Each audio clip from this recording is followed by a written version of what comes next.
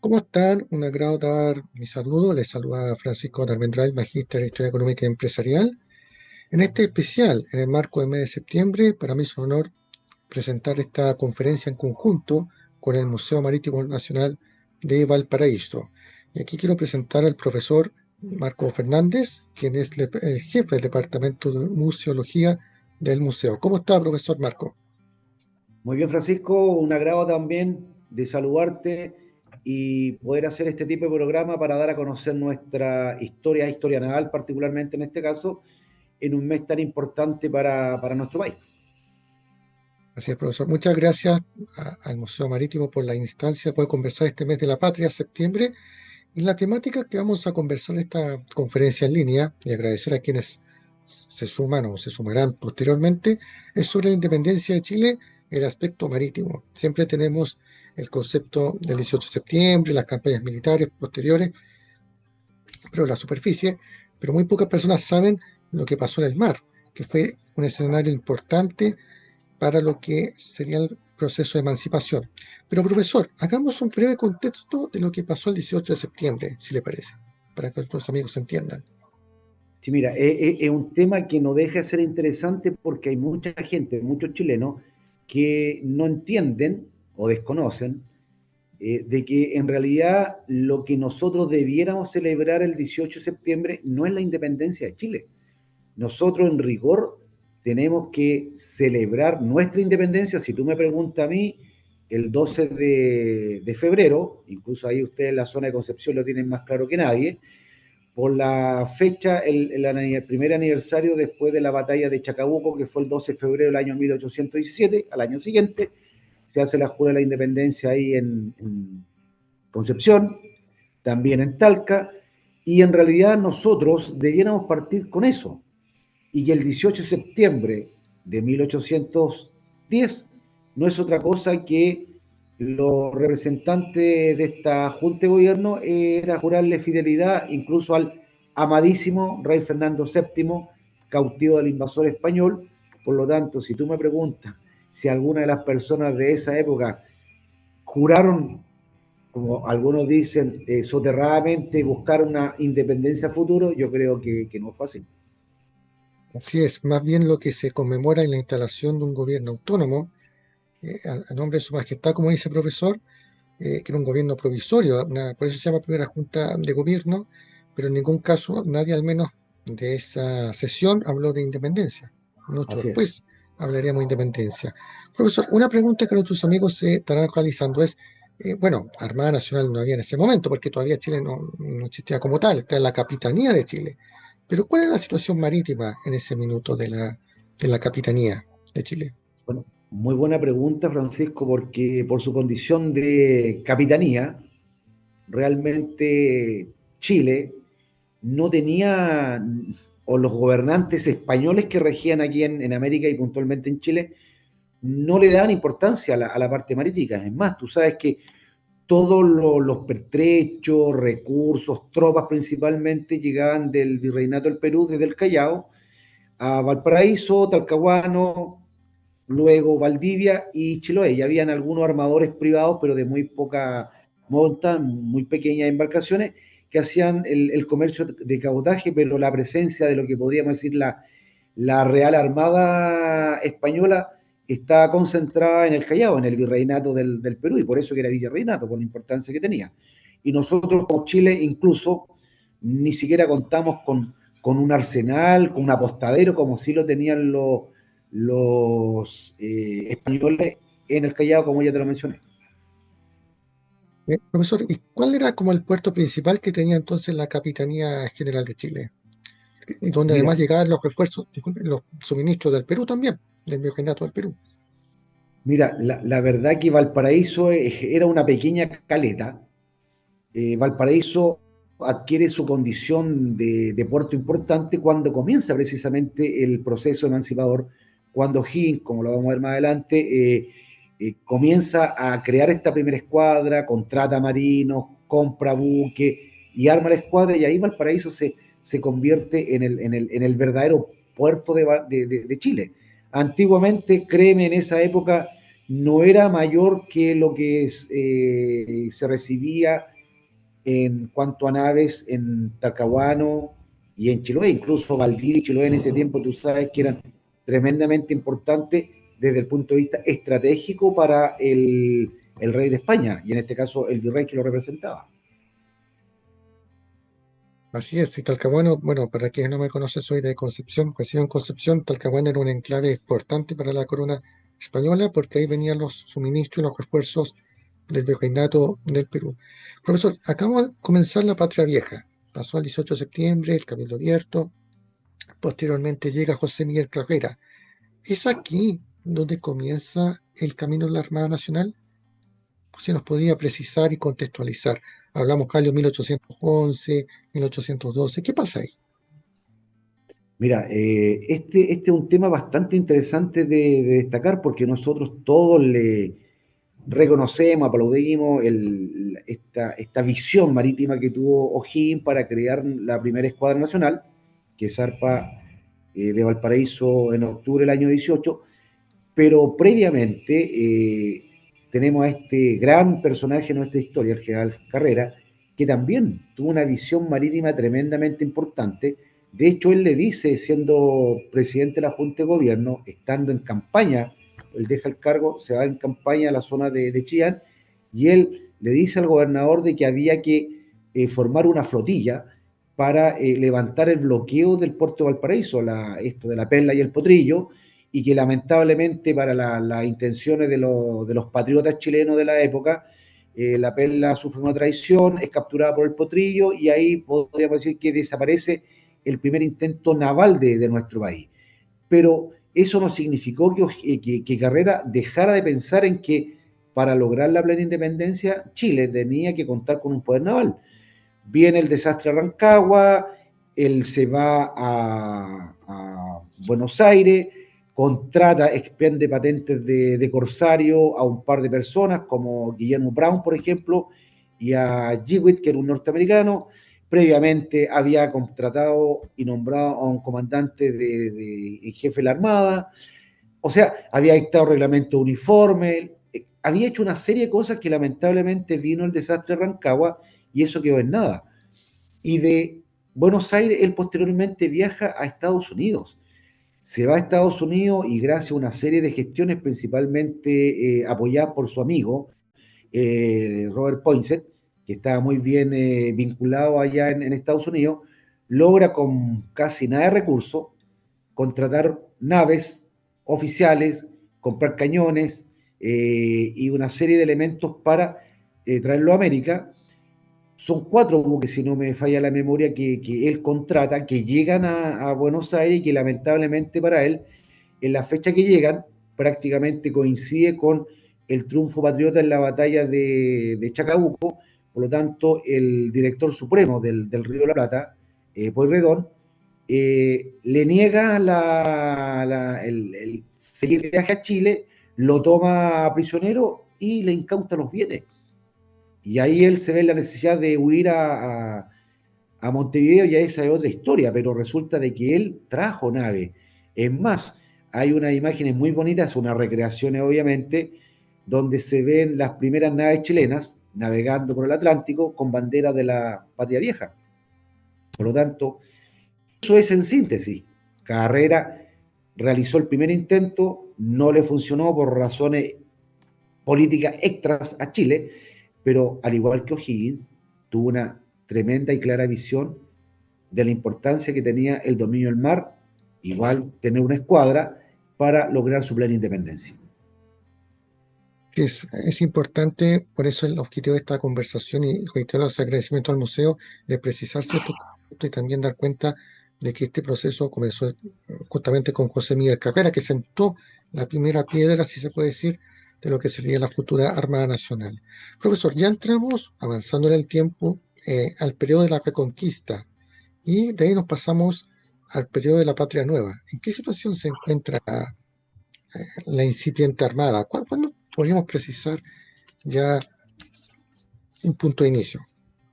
Mira, la verdad que durante el periodo de la Patria Vieja, luego del desastre de Rancagua, Chile no logró, pese a los intentos de carrera, no logró crear una flota, no le fue mal.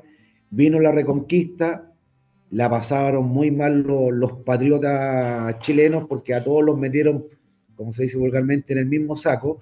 Y cuando llegaron las autoridades, las nuevas autoridades de España, llegaron con mano de hierro y la verdad es que pagaron todos justos por pecadores. Por lo tanto, ahí recién entendieron de que, oiga, sí, tenemos que ir a una plena independencia. Y no olvidemos que en este proceso de la reconquista española, las 3 expediciones que mandó el virrey del Perú, las 3, fueron vía marítima, ya que ellos desde el Perú, desde el Callao, tenían toda esta flota protegida, naves, incluso corsarios, y con eso vinieron las tropas de los 3 generales que terminaron con el dominio o con esta pequeña alzamiento que, como te lo decía recién, terminó en el desastre de Rancagua con las tropas del general Mariano Osorio. Todo fue por mar desde Perú hasta Talcahuano, que siempre lo menciono porque, como tú también lo dijiste, era un punto neurálgico en esta red de dominio que tenían los españoles en Chile. Y Valdivia y Chiloé. Así es, bueno, Talcahuano, como dato adicional, profesor, tenía una serie de fuertes, 8 si no me equivoco, muy poderosos. De hecho, el grueso de la fuerza española estaban acá, en el sur. Tenían Sí, su... la llamada frontera que en ese tiempo luchaban contra los mapuches principalmente. Así es, y como usted mencionó también lo que era Valdivia, Chiloé, por algo fueron los últimos acueductos en ser sometidos por las fuerzas patriotas. Lo veremos más adelante. Pero avanzamos más en el tiempo, ya entramos en el gobierno de Bernardo Higgins. Entonces, es aquí donde la Armada nace, ¿no?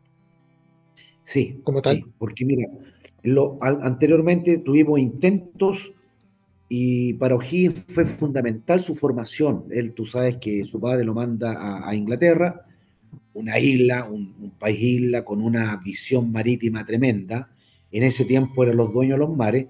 Por lo tanto, a eso agrégale que O'Higgins sabía que todo el proceso de la reconquista española fue rápida para ellos, porque Chile no contaba con el dominio del mar. Por lo tanto, luego del triunfo del ejército patriota chileno-argentino en la batalla de Chacabuco, él pronuncia una frase muy decidora, que es muy conocida, que dice algo así como: esta batalla o este triunfo y sin más serán insignificantes si no dominamos el mar. Así de claro. Y desde sus primeras semanas, días de director supremo, se aboca de cabeza a esto.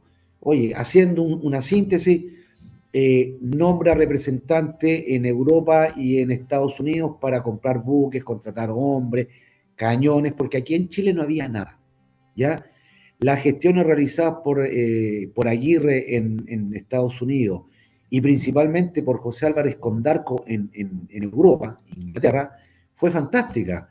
Llegaron, no te olvides, el navío San Martín, Widow, la Lautaro, llegó Lord Cochrane, y todo eso fue durante el periodo de O'Higgins, la creación de la primera escuela naval, que hoy día, que en ese tiempo se conoció como Academia de Jóvenes Guardias Marinas, la creación de los arsenales de Marina, la creación de lo que es hoy día la Infantería de Marina, de los abastecimientos, o sea, la finanza de la Armada. O sea, todo eso, Francisco, fue en un plazo muy corto, del año 1817, después de Chacabuco, hasta, digamos, octubre del año 1818. Contratación de oficiales, llegó Lord Cochrane, como te dije. Tú revisas los listados de los oficiales de la época, la mayoría de los oficiales eran extranjeros, británicos, teníamos norteamericanos. ¿Por qué? Porque Chile no tenía esa vocación marítima, no la había tenido España, por lo tanto, O'Higgins y su gobierno se tuvo que preocupar de todo eso.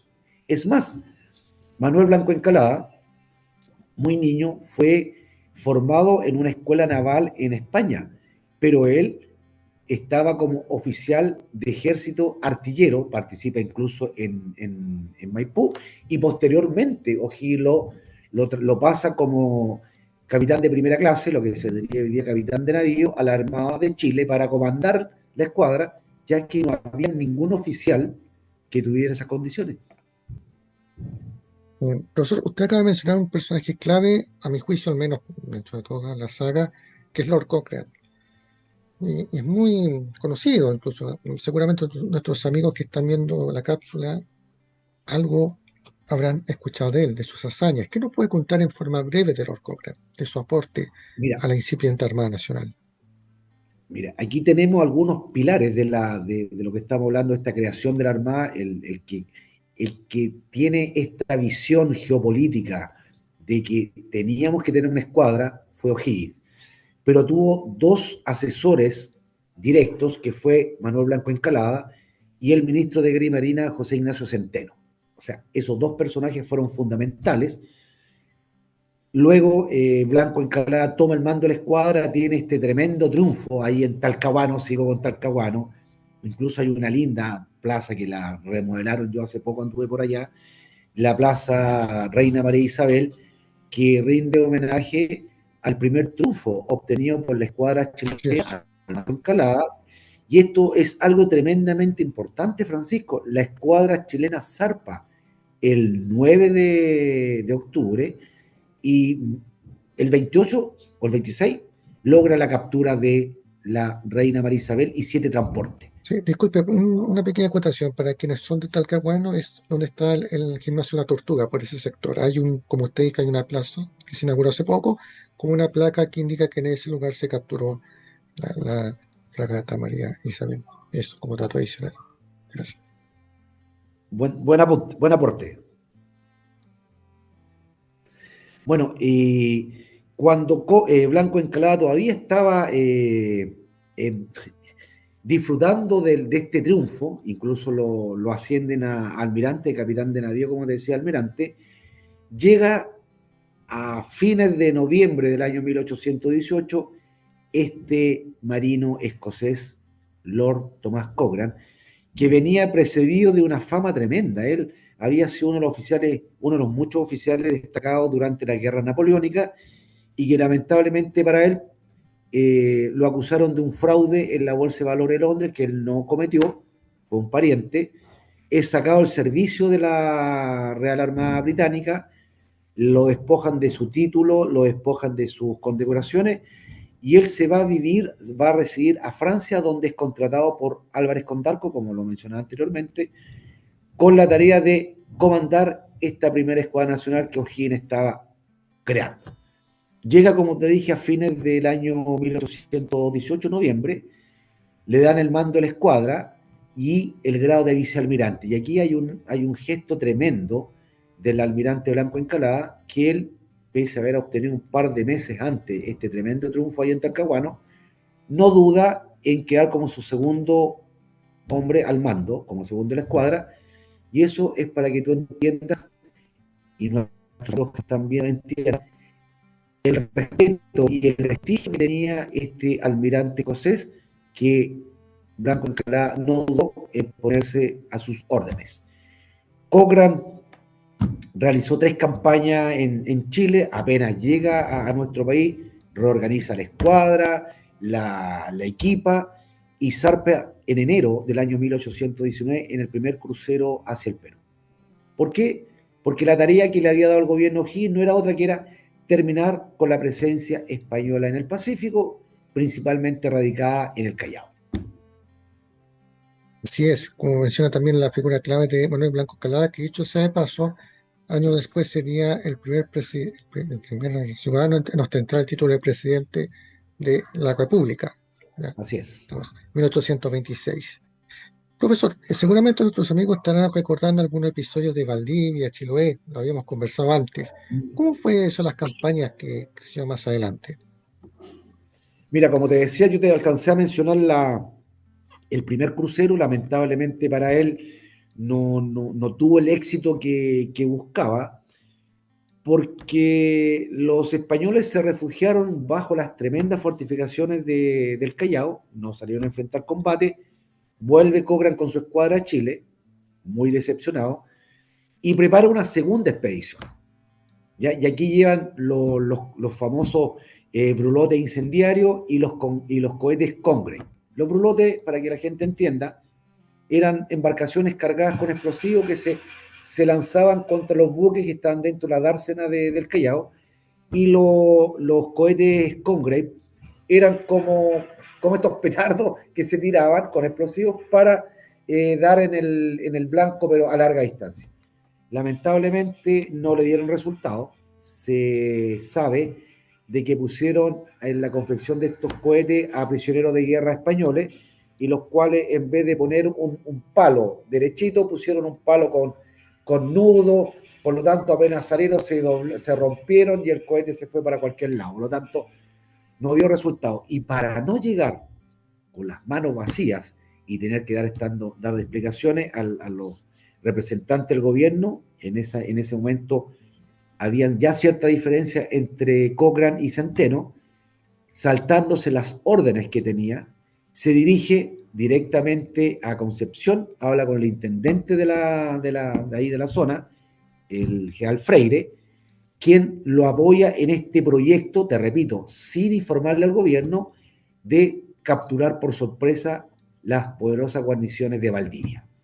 Incluso el intendente Freire le pone una nave a su disposición, tropa de ejército al mando del coronel, sargento mayor en ese tiempo, Jorge Bochef, quien junto a los marinos, infante marina, logra la captura de las fortificaciones de Corral y Valdivia los días 3 y 4 de febrero del año 1820. Una operación que muchos en Valdivia recuerdan y que fue una proeza, ¿cierto?, para la época. Sí, mira, cifras. Las cifras son decidoras. De acuerdo a información histórica que tenemos, las tropas que desembarcaron en Valdivia eran aproximadamente 380, entre marinos, artilleros de marina, actual infante marina, y los soldados de ejército. Y los españoles en la serie completa de fuertes eran más de 1200. Sin embargo, el primer fuerte es tomado a Guadalajara Inglés a la 1 de la madrugada, y los dos últimos, Corral, fue tomado a las 8 de la mañana. O sea, se tomaron 8, 9 fuertes en menos de 12 horas. Y las fuerzas, prácticamente por cada 3 españoles había un chileno. Pero como se atacó Francisco de noche, por tierra, los españoles fueron absolutamente sorprendidos, y en vez de defender sus posiciones, empezaron a arrancar de una a otra, y al final, en vez de protegerse, se estorbaban. Y eso permitió de que Cochrane y sus hombres en muy poco tiempo lograran tomar, como decían los mismos españoles, el Gibraltar de América. Decían que era el reducto inexpugnable de Chile. Así es. Con eso Chile comenzaba a consolidar en los hechos el proceso de emancipación, pero entiendo que faltaba Chiloé, ¿verdad? Sí, mira, y rápidamente llega a Valparaíso, después la toma Valdivia, cubierto de gloria, y empieza rápidamente a presionar él al gobierno para expedicionar rápidamente sobre el Perú. Y así nace la tercera expedición que nosotros conocemos como Expedición Libertadora del Perú, en la cual no quedó no quedó Cochrane a cargo de toda la expedición, sino que dejaron a José de San Martín, jefe de todo el Ah, proyecto sí. y a Cochrane, jefe de la escuadra. Y la diferencia, al poco tiempo empezaron a surgir entre estos dos tremendos personajes, y para darle un golpe de mano a la inactividad que estaba teniendo el gobierno, que era comandado, el ejército, que era comandado por San Martín, Cochrane, por sorpresa, en la madrugada del 5 al 6 de noviembre del año 1820, elige a sus hombres y parten por una pequeña palizada que encontraron un espacio, un orificio, pasaron por ahí y tomaron al abordaje la Esmeralda. La primera Esmeralda que tuvo Chile, que en la historia de Chile nosotros conocemos como la Esmeralda de Cochrane, la mejor nave que tenían los españoles, y que en ese momento estaba cargada de pertrechos, alimentos, porque estaba preparando su viaje a las Filipinas. Y esa fue capturada por Cochrane, como te digo, el 5 de noviembre del año 1820, ahí en las narices de los fuertes de El Callao. Esa sería, si tú me preguntas a mí cuáles fueron los hechos más importantes de la presencia de Cochrane en Chile fue precisamente la toma de Corral y Valdivia y la captura de El Callao, perdón, en el Callao de la Esmeralda. Y al poco tiempo, Francisco, para cerrar la presencia de Cochrane en Chile, comienza la diferencia entre Freire y O'Higgins. Él era muy amigo de ambos, por lo tanto, para no verse involucrado en esta guerra civil que se avecinaba, presentó su renuncia y a fines de enero del año 1823 él se va a Brasil a luchar por la independencia de Brasil, que la está teniendo contra los portugueses. Y así Cochrane se va a nuestro país, sirve en Brasil, luego de Brasil se va a Grecia y posteriormente vuelve a Inglaterra. Se reabre su juicio, en el cual había sido encontrado culpable y borrado el escalafón, quitado sus medallas, y al final vuelve a Inglaterra.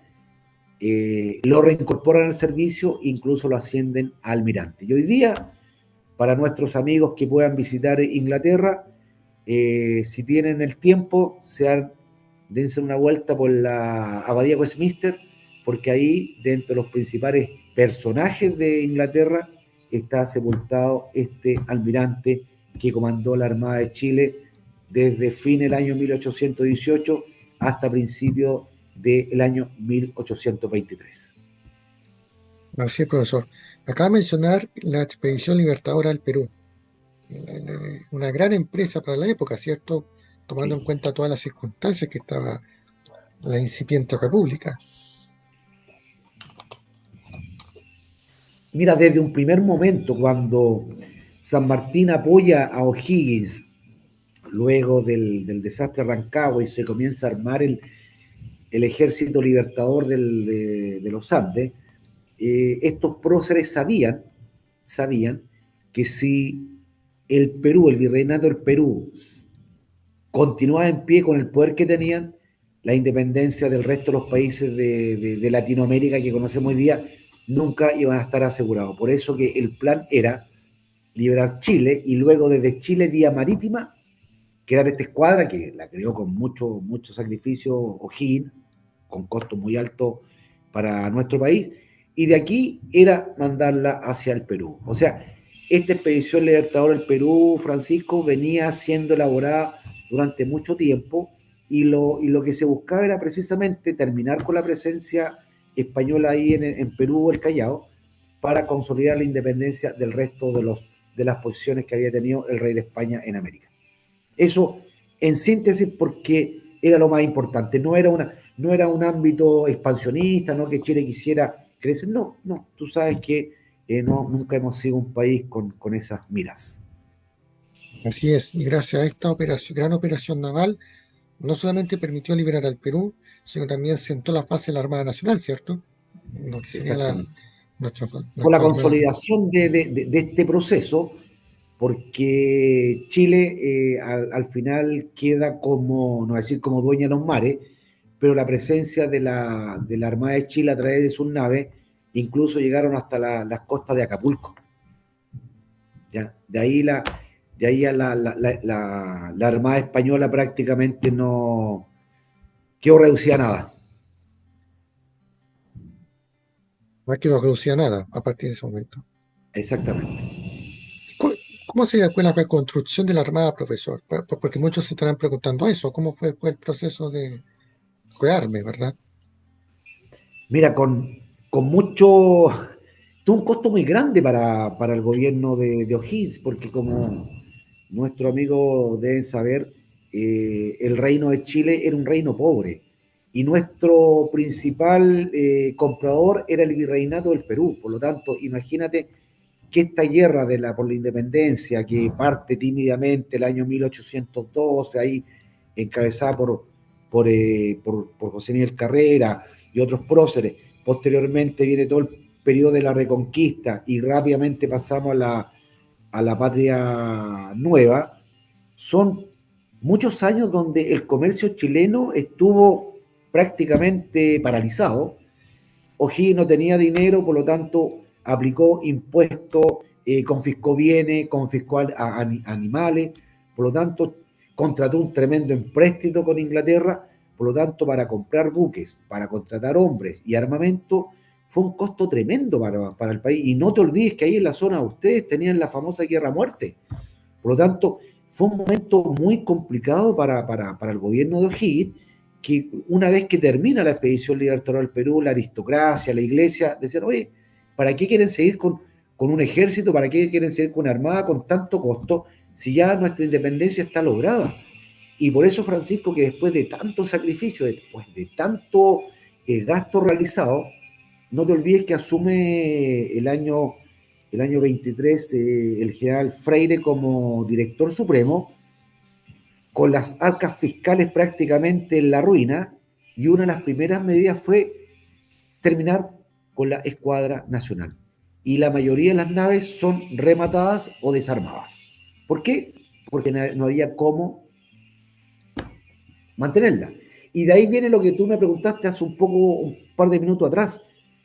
Se tiene que rearmar la escuadra porque la independencia de Chile no estaba asegurada, porque como tú me lo dijiste también, aún quedaba la presencia realista en Chiloé. Y recién, el año 1826, esta misma escuadra, que fue rearmada, llevando las tropas del ejército al mando del general Freire, comandada por Blanco Encalada nuevamente, en enero del año 1826 le dan el golpe de gracia a este tremendo coronel español, el señor Quintanilla. Así, esta escuadra nos consolidó la independencia de Chile en Chiloé también.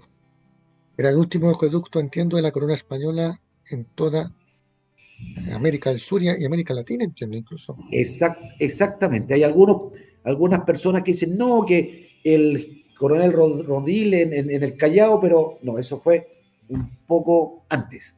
Chiloé fue el último reducto español de toda América. Entonces, ahí se puede considerar como el fin del proceso de emancipación, 1826. Exactamente. Recién ahí, o sea, no, ni siquiera. Recién. ¿Ven? Es por eso importante instruirse. Por eso nos queda pocos minutos, le voy a dejar un espacio para algún comentario final y por cierto invitar a todos nuestros amigos a que visiten el museo también, porque el museo cuenta con una sala dedicada justamente a este tema.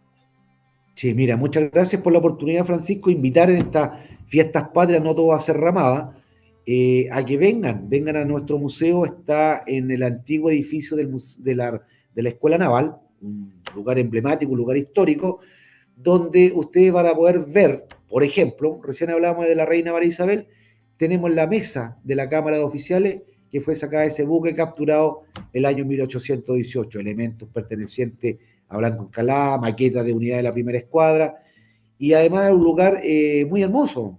Pueden venirse a tomar un café, aprender de historia, por lo tanto, vengan a nuestra dependencia.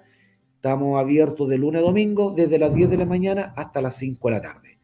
Agradezco, Francisco, la oportunidad que nos das como museo para dar a conocer en estas cápsulas parte de nuestra historia naval, y espero que no sea la última, pues, amigo. No, bueno, esta es como una tradición de los meses de septiembre y es importante, profesor, porque como mencioné al principio, siempre está en la concepción de las personas el 18 de septiembre lo que pasó en Santiago, acá en Concepción un poco las campañas militares, pero poco se habla del tema naval, como que el tema naval queda circunscrito a lo que pasó el 21 de mayo, ¿verdad? Los navales, pero nunca, poco se habla de lo que pasó en la independencia, la importante participación que tuvo la incipiente Armada de Chile. Por eso yo agradezco al museo de abordar estos temas, para que nuestros amigos sepan un poco más en este mes que conmemoramos no la independencia, pero sí las fiestas patrias, el 18 de septiembre, la instalación de la primera Junta de Gobierno. Profesor Marco, quiero darle muchas gracias y un saludo afectuoso a todo el equipo del Museo Marítimo Nacional de Valparaíso. Muchas gracias, Francisco, y hasta la próxima. Un placer nuevamente haber compartido. Y que tengan felices fiestas patrias. Muchas gracias igualmente. Nuestros amigos igual, que estén bien. Gracias.